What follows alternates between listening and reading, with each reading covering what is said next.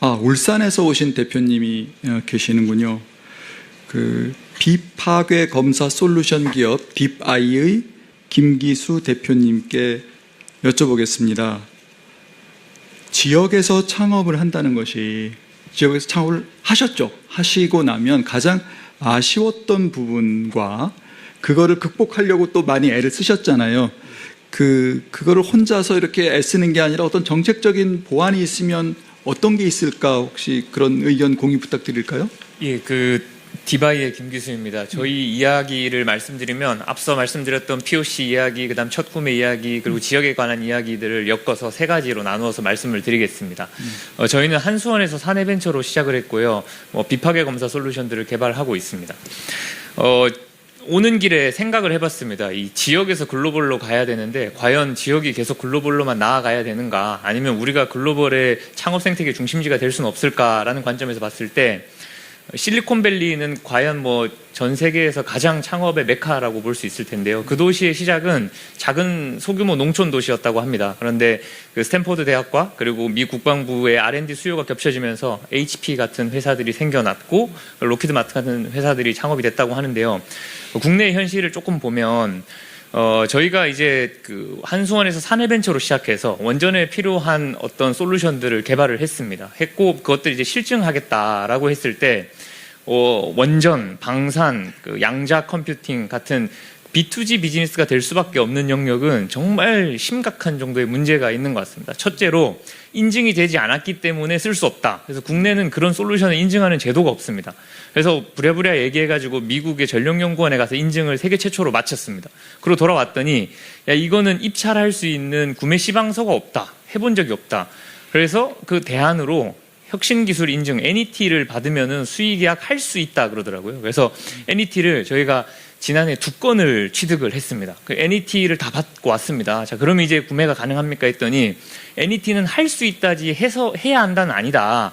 그렇지만 혁신 제품을 하면 또 가능할 수도 있다 그러시더라고요. 그래서 혁신 제품, NET 다 받았습니다. 그렇지만 아직까지 구매는 시행되지 않았고요. 이 말씀을 드리는 이유가 뭐냐면 POC라고 하는 것들이 결국은 이게 고객이 써본 다음에 피드백을 주는 게 더 중요하다고 생각을 합니다. 이제 돈은 자본가에게 어떻게 보면 구해야 되는 거고, 그 측면에서 이 B2G 비즈니스를 하는 업체들은 본질적으로 그런 기회가 상당히 적거나 없을 수밖에 없거든요. 그래서 그런 문제들을 해결해야 한다라는 말씀을 좀 드리고 싶었고요. 그리고 두 번째로 POC에 대해서 말씀드리고 싶은데요.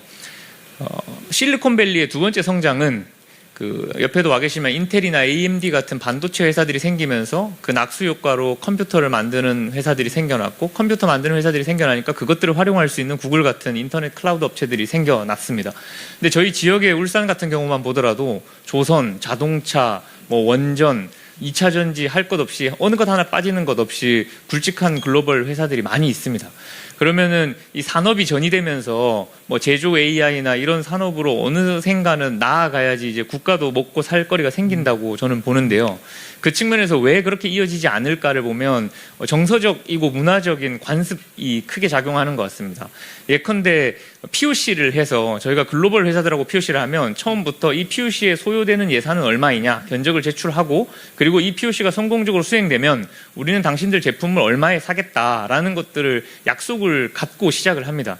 그런데 오픈 이노베이션 같은 많은 프로그램들이 있지만 그것들을 해보면 정작 끝에 가면 그런 생각도 듭니다. 우리가 이들의 연구 보고서를 한 편 써주는 것이 이 POC의 목적이었을까라는 생각도 들거든요. 그러니까 POC는 성공과 실패의 기준들이 명확하고 성공했을 때 이것들을 구매해준다는 확신이 있어야 된다고 보는데요.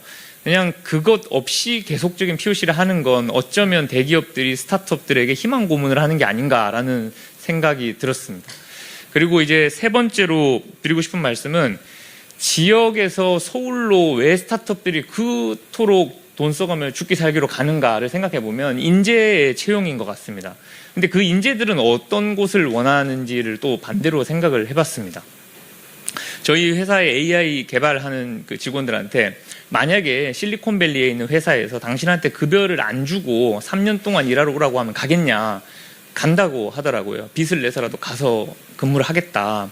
그럼 반대로 이곳에 와서 서울에 있는 개발자들한테 우리 울산에 있는 지역의 스타트업에 와서 일하겠냐 그러면 안 오겠다 그러거든요. 돈을 더 줄 테니 오겠냐 그래도 오지 않는다 그럽니다.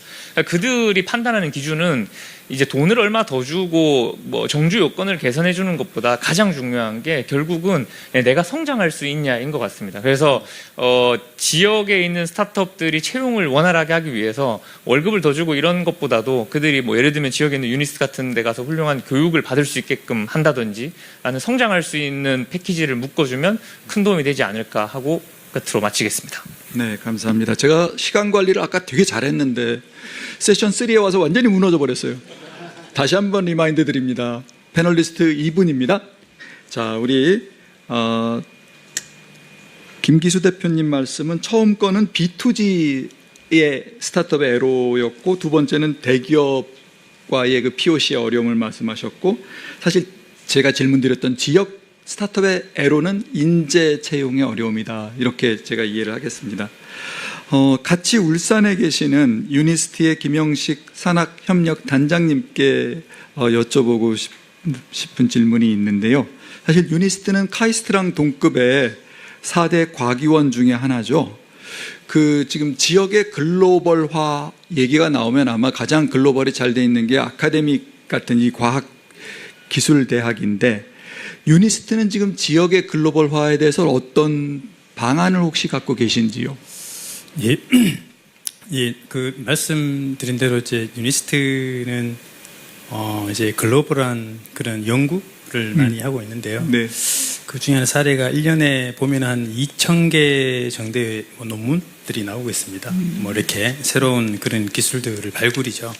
그 기술들 중에 약 한 1,000개 정도가 이제 패턴트, 특허화 이제 되고 있고, 이제 그거를 중심으로 해서 이제 이전이나 이제 창업이 이루어지는데, 그러니까 이러한 기술들을 이제 수요가 있는 기업, 그러니까 울산에 보면은 좀 말씀하신 대로 이제 4개의 제조 중심의 앵커 기업들이 있고, 그 기업들과 연관된 약 한 10,000여 개 정도의 중견 중소기업들이 이렇게 제조업 생태계가 이렇게 포진되어 있습니다.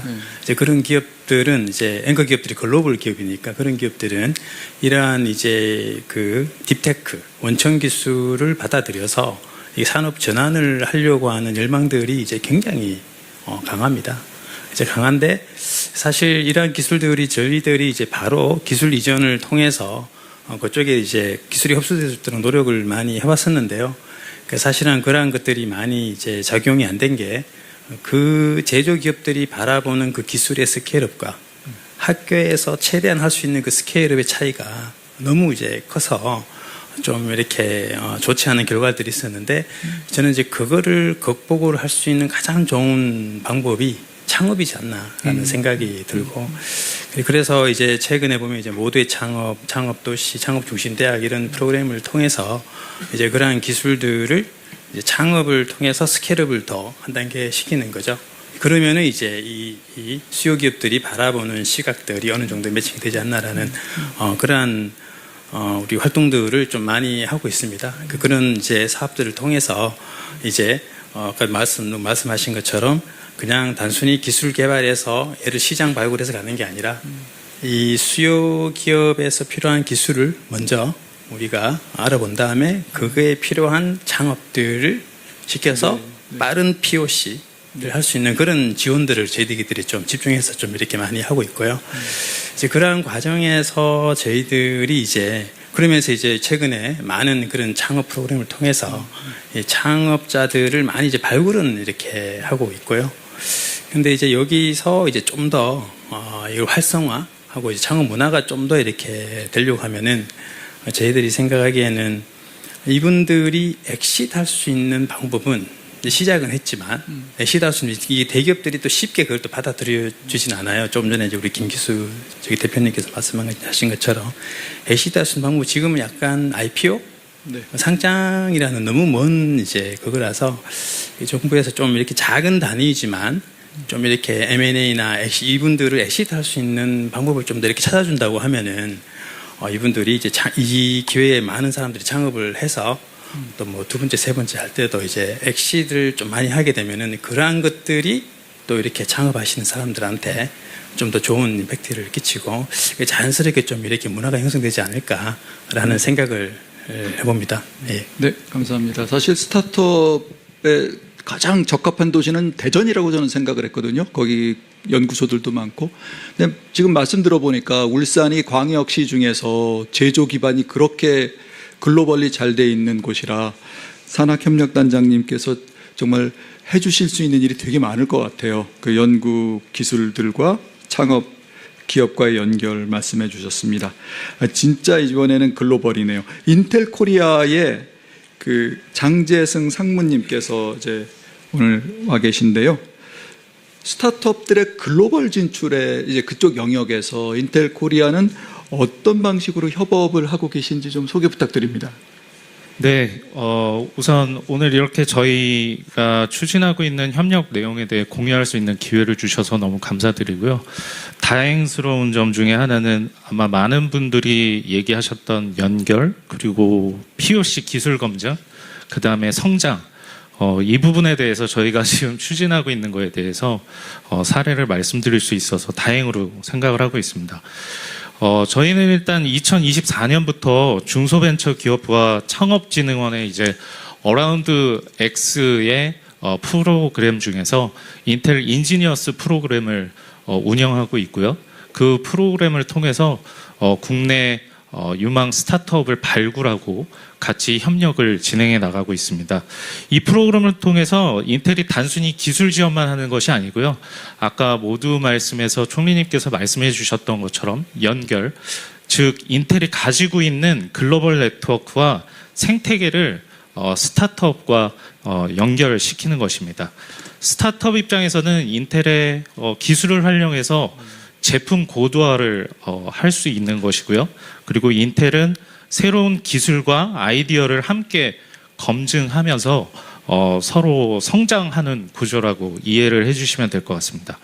특히 인텔이 주관하는 AI 서밋이나 아니면 CES, 컴퓨텍스 같은 글로벌 행사에 스타트업들이 참가할 수 있도록 지원을 하고 있고 그 지원을 통해서 해외 고객과 투자자를 만날 수 있는 기회를 현재 제공하고 있습니다. 이를 통해 스타트업은 글로벌 시장 진출에 발판을 마련하고요. 인텔은 또 이런 혁신적인 기술을 발굴할 수 있었습니다. 결과적으로 말씀드리면 저희 협업 사례의 핵심은 기술 지원뿐 아니라 글로벌 네트워크를 연결하고 기술 검증을 함께 수행하면서 성장하는 구조를 바탕으로 추진되고 있다고 말씀을 드리고 싶습니다. 그리고 이 자리를 빌어서 인텔이 많은 스타트업들과 협력할 수 있는 기회를 주셔서 감사드리고요.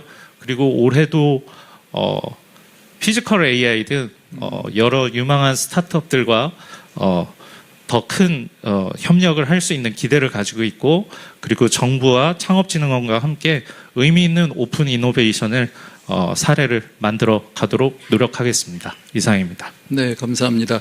사실 올해는 피지컬 AI의 해라서 인텔 코리아에서 스타트업들 도와줄 수 있는 부분이 많을 것 같은데요. 마지막으로 제일 오래 기다리셨네요. 서큘러스의 박종건 대표님은 온디바이스 AI 로봇 하시는 분인데 마침 인텔 코리아 지원도 받으셨다면서요. 양쪽 얘기를 들을 수 있어요. 이제 혹시 그 글로벌 기업과의 이 협업이 그 사업에서 확장이나 해외 진출이나 이런 거 하는데 어떤 도움이 있는지 좀 말씀 부탁드려도 될까요? 예. 제가 마지막이라서 빨리 끝낼 수 있도록 하겠습니다. 예. 저희 아이러니하게 아까 피지컬에 얘기하셨는데, 저희 7년 전에 처음 양산, 아직도 여전히 빚을 갚고 있는데요. 양산을 했던, 저희 작은 로봇이고요. 지금은 저희는 반대로 몸을 버리니까 저희가 살았습니다. 그 말은 저희는 로봇의 머리에 해당하는 솔루션을 이제 사람 사이즈의 휴머노이드 로봇이 공장에 들어갈 수 있는 그런 프로젝트를 진행하고 있고요. 저희가 사실은 인텔 코리아랑 협력하게 됐던 계기는 솔직히 말씀드리면 저희는 다른 그 녹색 땅의 회사와도 협업을 하고 있습니다. 근데 대부분의 이제 그 GPU만 이용해서 사실 엣지 AI나 로보틱스를 구현하는데, 저희가 피지컬 AI를 이게 GPU만으로 할 수가 없다. 이게 NPU와 CPU, 결국은 피지컬하게 움직이게 되면 CPU가 중요하기 때문에 그걸 같이 이용함으로써 저희가 더 나은 성능을 3배 더 효율적으로 동작되게 하는 기술을 만들어서 저희가 인텔 코리아와 협력하고 있습니다. 그러니까 사실은 인텔 코리아에서 좀 보는 관점은 그러니까 인텔에서 보는 관점은 실력이 있냐 없냐 딱 그것만 보는 것 같아요. 그러니까 제가 우스갯소리로 육두품은 당나라에 가서 이제 인정을 받고 와야 된다 약간 이제 말씀을 드리긴 하는데 딱 우리가 원하는 그런 기술력을 너네가 가지고 있네. 거짓말이 아니네. 예, 검증을 까다롭게 하십니다.